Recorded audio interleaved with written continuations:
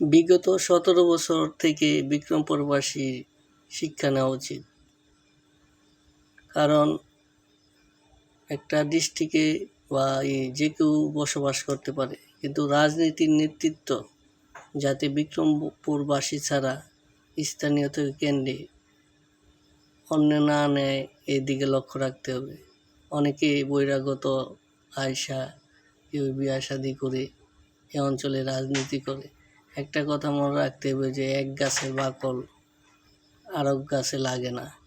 আর তাছাড়া অনেক ফ্যামিলিতে ছেলের থেকে জামাইরে মূল্যায়ন বেশি করলে ওই সংসারে অশান্তি থেকে শুরু করে উন্নতি থেকে অধঃপতনই বেশি হয়। তেমনি রাজনীতির নেতৃত্ব বিক্রমপুরবাসীর কাছেই রাখা উচিত। এ বিষয়ে বিক্রমপুরবাসী সচেতন হবেন আশা রাখি।